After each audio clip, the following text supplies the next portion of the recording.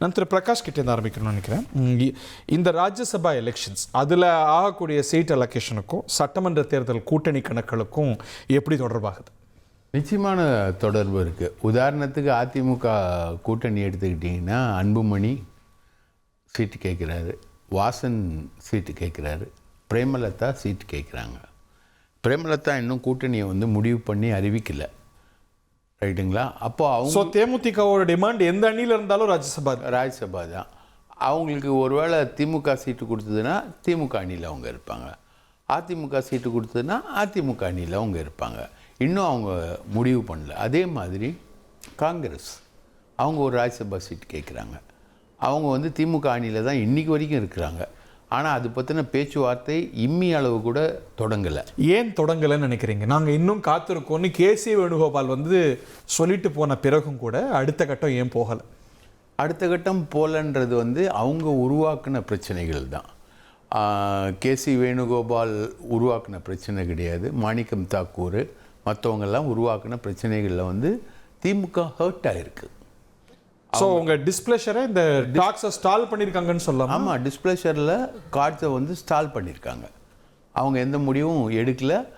இப்போது காங்கிரஸ் காத்திருக்கு, திமுக அழைக்காமல் இருக்கா? திமுக அழைக்காமல் இருக்குது, அதான் உண்மை. அவங்க குழு அமைச்சிருக்காங்க. குழுவில் யார் உறுப்பினர்னு திமுக சொல்லவே இல்லை, ரைட்டுங்களா? இப்போது உங்களுக்கு மார்ச் 16 தேர்தல் வர்றதுனால மார்ச் 16ஆம் தேதிக்கு பிறகு தான் சட்டமன்ற தேர்தல் வரும், ரைட்டுங்களா? அது ஏப்ரல் 15, 16, 17 இந்த தேதிகளில் தான் வரும் சட்டமன்ற தேர்தல். ஏன்னா மாநிலங்களவை தேர்தல் முடிந்த பிறகு தான் சட்டமன்ற தேர்தலுக்கான அறிவிப்பு என்பது வரும். ஸோ இந்த சூழ்நிலையில் இவங்க இன்னும் பேச்சே ஆரம்பிக்கல. திமுக தரப்பு தேமுதிகவும் பேசிகிட்டு இருக்கு தானே? ஆமாம். ஸோ இப்போ தேமுதிகவும் கேட்குது, காங்கிரஸும் கேட்குது அப்படின்னா அவங்க என்ன செய்வாங்க? அதிமுக கூட்டணியில் தேமுதிகவும் கேட்குறது, டாக்டர் அன்புமணி எதிர்பார்ப்பார், திரு ஜி.கே. வாசன் அவரோட சீட்டும் எக்ஸ்பயர் ஆகுது. ஸோ இந்த டிமாண்ட்ஸை ரெண்டு பிரதான கட்சிகளும் எதிர்கொள்வதுங்கிறது சவால் இல்லையா? ஆமாம், சவால் இந்த சென்ஸ் இப்போ தம்பித்துறைக்கு சீட் இல்லைன்ற மாதிரி ஒரு கண்டிஷன் ஏடிஎம்கே சோர்சஸ் இன்ஃபர்மேஷன் தான். அவர் சட்டமன்ற தேர்தலில் போட்டி போட சொல்லிட்டாங்க. அவருக்கு பதில் வேறு யாருக்காவது சீட்டு கொடுக்கணும். இப்போது கூட்டணிக்கு ஒரு சீட்டு உண்டு, அது வாசனா அன்புமணி. அதிமுக 6 சீட்டு காலியாகிறதுல அதிமுகவுக்கு 2 கிடைக்கும், திமுக அணிக்கு 4 கிடைக்கும். திமுகவில் திருச்சி சிவா கன்ஃபார்ம் சொல்லிட்டாங்க. அதே மாதிரி என்ஆர் இளங்கோ கன்ஃபார்ம் சீட்டுன்னு சொல்லிட்டாங்க. செல்வராஜ் அந்தியூர் செல்வராஜும் கனிமொழி சோமுக்கும் சீட்டு இல்லை அப்படின்ற மாதிரி தான் திமுக சோர்சஸ்லேருந்து சொல்கிறாங்க. இந்த 2 வேக்கண்ட் இருக்குது அங்கே. இந்த 2 வேக்கண்ட்டுக்குள்ளே யார் அகாமடேட் பண்ண போகிறாங்க? ஒருவேளை எல்கே சுதீஷையும் காங்கிரஸ் சொன்ன ஒரு கேண்டிடேட்டையும் அகாமடேட் அவங்க பண்ணாங்கன்னா அவங்க தேமுதிகவும் காங்கிரஸும் அந்த கூட்டணிக்குள்ளே இருக்குதுன்றதை நம்ம புரிஞ்சுக்கலாம்.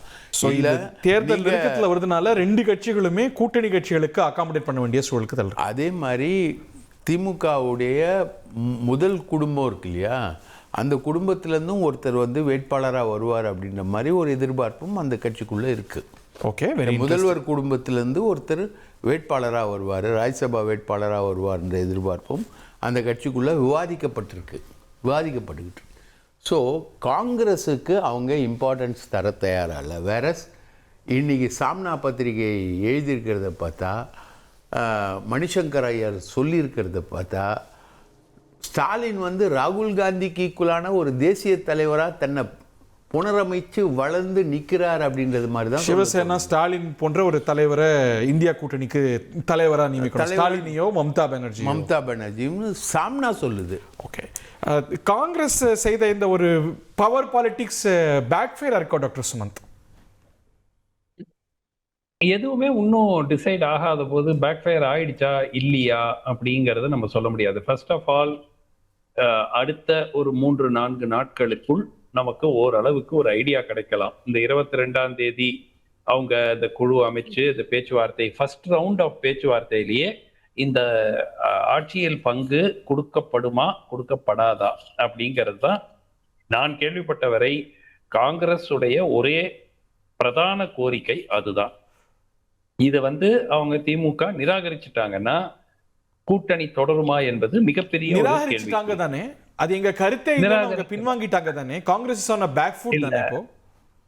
இல்ல, காங்கிரஸ் எதனால பேக் ஃபுட்ல இருக்காங்க? இப்போ கேசி வேணுகோபால் நேத்து சொல்லும் போது என்ன சொன்னாரு? திமுகவுடன் கூட்டணி தொடர்கிறது, ஆனால் ராகுல் காந்தி இறுதி முடிவை எடுப்பார். சோ அவர் he has left the door open. திமுகவுடன் கூட்டணி தொடர்கிறது, திமுகவை பத்தி எதுவும் யாரும் வெளிப்படையா இந்த கூட்டணியை பத்தி விஷயங்களை பத்தி வெளியே பேசாதீங்க, ஆனால் இறுதி முடிவை ராகுல் காந்தி எடுப்பார் அப்படிங்கிற பேசிஸ். சோ அவங்க அழைப்புக்காக காத்திருக்கும் டீல் அப்படிங்கும்போது அவங்கள வெயிட்டிங்ல திமுக வச்சிருக்கு அப்படிங்கிற ஒரு பொருளும் வருது இல்ல. வெயிட்டிங்ல திமுக வச்சிருக்காரு கிரீஷ் சோடங்கர் ஒரு 20 நாளா சொல்லிட்டு இருக்காரு. 70 நாள் ஆயிடுச்சு, 70 நாள் ஆயிடுச்சு, கூப்பிடவே இல்லை. இது எவ்வளவு நாளா சொல்லிட்டு இருக்காங்க? ஏதோ புதுசா சொல்லலையே. they are been kept waiting. அவர் அதுக்கு தான் சொல்றாரு, நாங்க எழுதியே கொடுத்துட்டோம் எங்க கோரிக்கையை, முதலமைச்சரை சந்திச்சுட்டு எங்களுடைய கோரிக்கைகளை நாங்கள் கொடுத்துட்டோம். இன்னும் பர்சேஸ் பண்ணணும்னு நினைக்கிறீங்களா? பர்சேஸ் பண்ணணும்னு நினைக்கிறீங்களா காங்கிரஸ் இந்த கூட்டணி ஆட்சி? என்னுடைய எதிர்பார்ப்பு, ஏதேனும் ஒரு உத்தரவாதத்தை அவர்கள் பெறாமல் கூட்டணியில் தொடர்வார்களா அப்படிங்கிறது எனக்கு சந்தேகம். வெறும் ஒரு ராஜ்யசபா சீட்டை எடுத்துக்கிட்டு ஆட்சியை பங்கே வேண்டாம், திருப்பியும் ஒரு 15 எம்எல்ஏ வச்சுக்கிட்டு இன்னொரு 5 வருஷம் முட்டு கொடுத்துட்டு நியாயம், அந்த நியாயத்தை பிடிச்சு பேசியிருப்பார்ல கேசி வேணுகோபால். இல்லங்க அது எங்க கருத்தே இல்லைன்னு பின்வாங்கிட்டார்ல. இல்லையே, கருத்தே இல்லைன்னா, அதாவது அவர் இந்த பிரச்சனைக்கு ஒரு கோல்டு வாட்டர் போர் பண்ணணும். ஏன்னா ஒரே ஹீட்டடா 2 பக்கமும் பிரச்சனை சர்ச்சை வளர்ந்துகிட்டே இருந்தது. 22ஆம் தேதி பார்ப்போம், திமுக ஒரு வேளை இறங்கி இதை பற்றி ஏதேனும் ஒரு அன்அபிஷியல் அஷூரன்ஸ் கொடுப்பாங்களா இல்லையா, என்ன பொசிஷன் எடுக்க போறாங்க, இல்லைங்க அதை பத்தி பேசுறதுக்கு ஒண்ணுமே இல்ல அப்படின்னு நிராகரித்து விட்டால் திட்டவட்டமாக ஆல்ரெடி நிராகரிச்சுட்டாங்க. அவங்க பர்சியூ பண்ணுவாங்கன்னு நினைக்கிறீங்களா? சிஎம் ஒரு ஸ்டேட்மெண்டா நிலைப்பாடா அறிவிச்ச பிறகு இல்ல நாங்க மனம் மாறிட்டோம், தமிழ்நாட்டுக்கு ஒத்து ஒரு மாறுவாங்களா? அந்த கேள்வியை தான் கிரீஷ் சோடங்கர்ட்ட கேட்டாங்க. அவர் சொன்னது பதில் நாங்க எழுதி கொடுத்துட்டோம், அதுக்கு எங்களுக்கு பதில் வரல, மீடியால சொன்னதை வச்சுக்கிட்டு நாங்க ஒரு கூட்டணியில முடிவு எடுக்க முடியாது அப்படிங்கிற ஒரு செய்தி தொடர்பாளர் சொல்றாரோ இல்ல செகண்ட் ரேங்க் லீடர் சொன்னாலும் பரவாயில்லை. தி சீஃப் மினிஸ்டர் ஹிம்செல்ஃப் ஒரு பப்ளிக் ஸ்டேட்மெண்ட் கொடுத்துட்டார் ஒரு தேசிய ஊடகத்தோட கான்க்ளேவ்ல. அதுக்கு மேல நிலைப்பாடு மாற்றத்துக்கு ஒரு ஸ்கோப்போ இந்த மெனியூவர் பண்றதுக்கு வாய்ப்போ இருக்கா? இல்ல ஹரி, நீங்க 20 வருஷம் ஒருத்தரோட கூட்டணியில இருக்கீங்க, கூட்டணிய மீடியால அவர் சொல்லிட்டாரு அதனால நாங்க பேச்சுவார்த்தைக்கு போக மாட்டோம்னு சொல்லி முறிக்க முடியுமா? பேச்சுவார்த்தைக்கு போகணும், அவங்க என்ன சொல்றாங்கன்னு கேட்கணும். அதற்கு பிறகு ஐயா இதுல ஒண்ணும் பேசுறதுக்கு ஒண்ணுமே கிடையாது, எங்களால கொடுக்க முடியாது அப்படிங்கிற ஸ்டேஜ் வந்த பிறகு, அந்த மாதிரி ஒரு ஸ்டேஜ் வந்த பிறகு then Congress will have to take a call. அந்த டிமாண்ட் இன்னும் அலைவ்ல இருக்குன்னு நினைக்கிறீங்க நீங்க? டிமாண்ட் உறுதியாக அலைவ்ல இருக்கு. ஓகே, கொடுப்பாங்களா கொடுக்க மாட்டாங்களா எனக்கு தெரியாது. பட் அந்த டிமாண்ட காங்கிரஸ் விட்டு கொடுக்கவில்லை. ஓகே, இன்று மாலை வரை விட்டு கொடுக்கவில்லை. விட்டு கொடுக்காதுன்னு நினைக்கிறீங்களா? அப்படின்னா அது ஒரு ஸ்டேல்மேட்ல கொண்டு போய் நிப்பாட்டதா? அது உறுதியா கடைசியில ஒரு ராஜ்யசபா சீட்டு இன்னொரு 25க்கு பதிலா 28ன்னு எடுத்துக்கிட்டு போனாங்கன்னா காங்கிரசினுடைய எதிர்காலம் தமிழ்நாட்டில் மிகப்பெரிய கேள்விக்குறியாகிவிடும். இல்லன்னா ஏன்னா இருங்க ஒரு நிமிஷம், எதுக்குன்னு சொல்றேன். எப்படியுமோ திமுகவுடைய கோபத்துக்கு உள்ளாக போகிறார்கள். கூட்டணி போனாலும் உள்ளாக போறாங்க, போகலைனாலும் உள்ளாக போறாங்க. ஏன்னா திமுகவை பயங்கரமா எம்பாரஸ் பண்ணியிருக்காங்க இந்த கடைசி 15 நாட்களாக. நிச்சயமாக அவர்களுடைய வேட்பாளர்கள் உள்குத்தை சந்திப்பார், அதுல எந்த விதமான ஒரு மாற்று கருத்தும் இல்லை. So Congress will lose. ரெண்டாவது ஆப்ஷன் என்ன? டிவிகேவோட போனா ஒருவேளை கட்சிக்கு ஒரு மறுமலர்ச்சி கிடைப்பதற்கு ஒரு வாய்ப்பு. எந்த கிடைக்குமா கிடைக்காத? காங்கிரஸுக்கா இருவருக்குமா? இரு கட்சிகளும் இருக்கு. டிவிகேக்கு இப்ப இன்னைக்கு என்னங்க இல்ல, பொலிட்டிக்கல் லெஜிட்டிமசி இல்ல.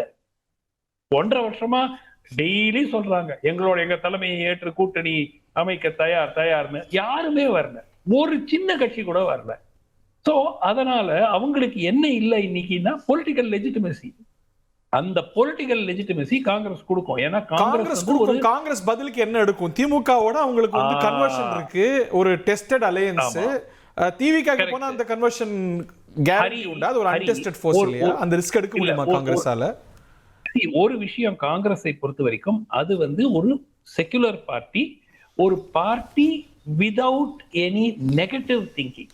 எந்த விதமான இப்ப பாஜக மாதிரியோ திமுக மாதிரியோ ஒரு வெறுப்பு அரசியல் இல்லாத ஒரு கட்சி. காங்கிரஸுக்கு 1008 தவறுகள் இருக்கலாம், ஆனால் ஒரு சென்ட்ரிஸ்ட் கட்சியாக அது அவர்களுக்கு ஒரு அப்பீல், எல்லாரிடமும் ஒரு அப்பீல் ஏற்படுத்துவதற்கான ஒரு வாய்ப்பு இருக்கிறது. அதனாலதான் அவங்க அவ்வளவு வருஷம் ஆட்சியிலும் இருக்க முடிந்தது. பல தவறுகள் நடந்திருக்கு, அதெல்லாம் வேற. டிவிக்கே ஒரு புதிய சக்தி. காங்கிரஸ் ஒரு திமுக போல ஒரு காடர் பேஸ் பார்ட்டின்னு நீங்க சொல்வீங்களா? அந்த அளவுக்கு வலுவான ஒரு பூத் அமைப்புகள்லாம் இருக்குன்னு சொல்வீங்களா?